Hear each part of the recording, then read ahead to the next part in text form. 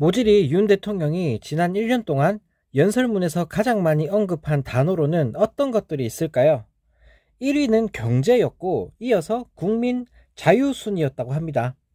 맨날 입만 열면 전 정권 탓만 하길래 문재인이 1등인 줄 알았는데 놀랍게도 순위 안에는 없었다고 하는데요. 대한상공회의소가 윤 대통령의 연설문을 분석한 결과 지난 1년간 경제라는 단어를 무려 557번이나 외쳤다고 합니다.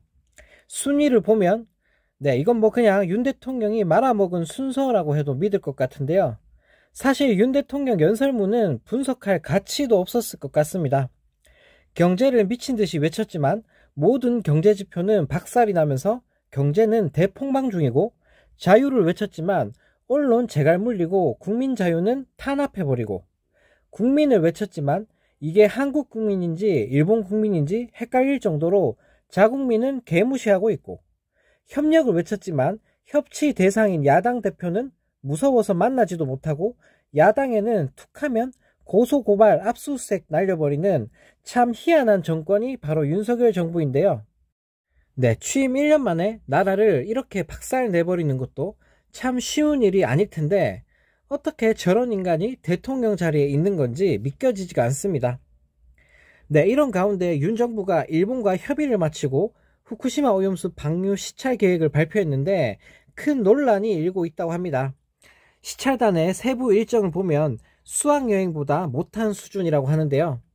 22일에는 도쿄전력, 일본경제산업성과의 기술회의를 가지고 23일에서 24일에는 후쿠시마 원전 현장을 방문한다고 합니다.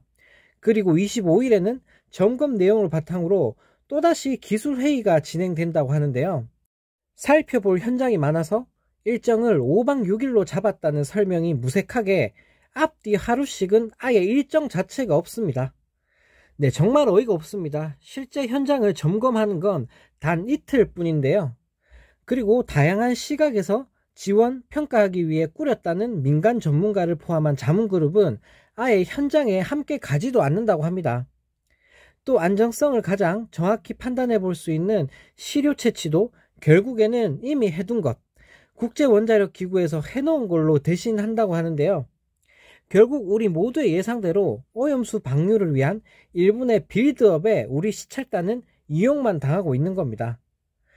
혈세 써가면서 일본 꼬복 노릇이나 하고 있는 윤석열 정부. 이런 인간이 대통령 자리에 있다는 게 정말 놀라울 따름입니다.